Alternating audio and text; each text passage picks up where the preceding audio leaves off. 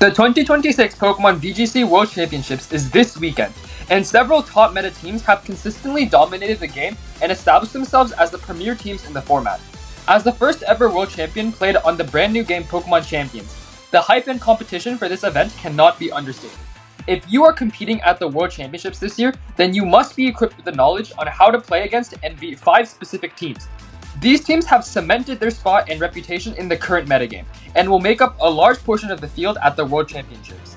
Today, we analyze these teams to help inform and prepare you for the tough competition ahead at San Francisco. If you've been playing Pokemon Champions at all recently, then you've definitely encountered this triple setup Mega Blastoise team.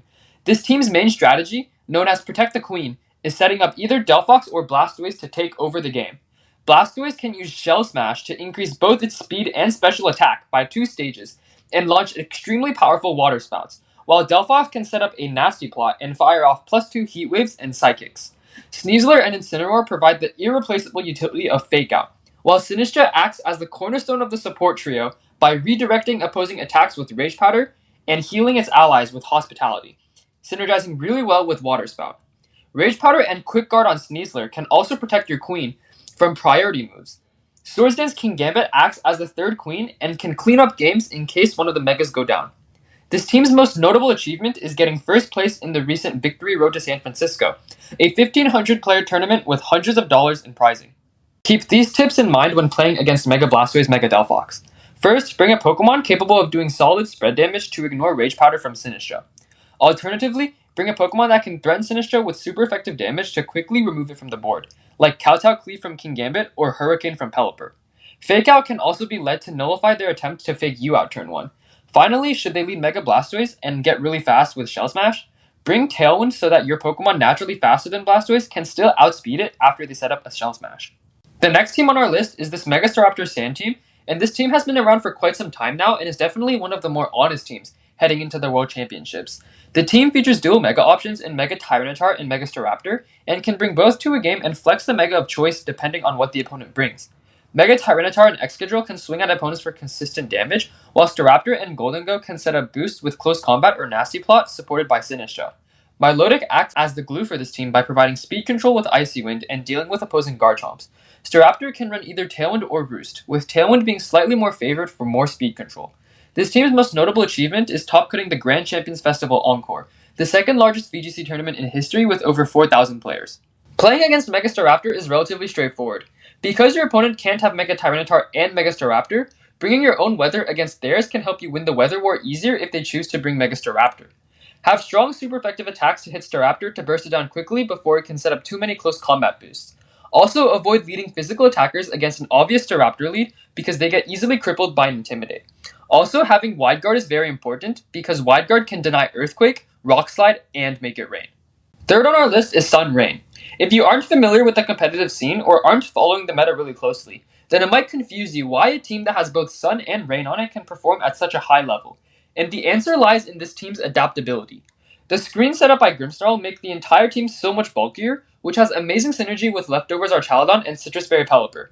Together with Mega Swampert, the 4 of them form the strongest Rain core in the format.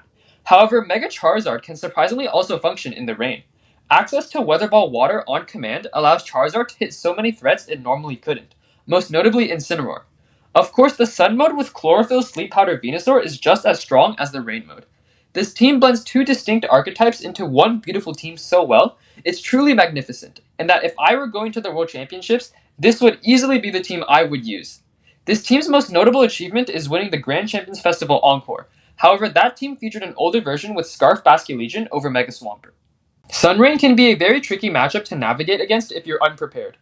First and foremost, if quickly knocking out Grimmsnarl is possible and reasonable to do, then that could be a game plan you can consider. Also, be mindful of the board state and keep track of when the opponent can switch the weather to make an advantageous play. Lastly, do not let Archaludon switch in for free to get free boosts, and this is most commonly baited by Mega Charizard Y facing down a Rock Slide. Mega Raichu Y overall has really positive matchups across the board against this team. Just be wary of the Mega Charizard Venusaur lead that pressures fast Sleep Powder onto your Raichu immediately. Second on our list is Mega Raichu Mega Staraptor Tailroom. This team features a fast mode with Raichu, Staraptor, and Hisuian Arcanine, and a slow mode with Farigiraf, Kingambit, and Sylveon. As a tailroom team, it has access to the two strongest speed control methods in the game, and it can use them consecutively right after the other as the first one expires on its last turn. Mega Raichu can also spam Zap Cannons and spread paralysis across the opposing team, allowing slower Pokemon like Sylveon and Kingambit to work outside of Trick Room as well. Life Orb Swords Dance Kingambit can be a big threat inside and outside of Trick Room after it sets up a Swords Dance. Head Smashes and Flare Blitz from Rockhead, Hisuian, Arcanine can also unexpectedly deal massive amounts of damage. This team picked up huge popularity after getting first and second at the Victory Road August Challenge 1. Playing against a team as versatile as this one requires good game sense and positioning skills. However, it is still important to remember the basics, like knowing what you're going to do when Trick Room goes up, or how many of your Pokemon are you willing to get paralyzed by Zap Cannon. How many turns of Trick Room are left? How many turns of Tailwind are left? You need to be able to answer these questions and see 2 or 3 turns into the future on how are you going to get through these turns. Have a coherent answer into the opposing threats, most notably Kingambit and Staraptor, but also Sylveon too. When facing against any type of tailroom team with Ferrograph, never get too excited to click a priority move like Fake Out or Sucker Punch when Ferrograph could be waiting in the wings. This is not a simple or straightforward team that follows a linear game plan, so you will likely have to adjust your game plan as well on the fly. And at number 1 on our list is, of course, Big Six. Big Six, consisting of Whimsicott, Mega Charizard Y, Garchomp, Basculegion, Mega Floette, and Kingambit. This team needs no introduction. Simply put, it is literally the 6 best Pokemon in the game slammed into one unstoppable team. Massive spread damage from Charizard and Floette, consistent damage from Garchomp and Kingambit, and nuke damage from Light of Ruin and Last Respects, and priority Tailwind and Encore support. This team literally has everything it can possibly ask for. More so, this team has so many different versions that change the way it can play entirely. Calm Mind Floette, Ancient Power Charizard. Where is the Life Orb? Is it on Garchomp or is it on Basculegion? Is Kingambit Chopoberry or Okaberry? Or is it an Incineroar entirely? This team has no bounds and should 100% be on everyone's radar to play against at the World Championships.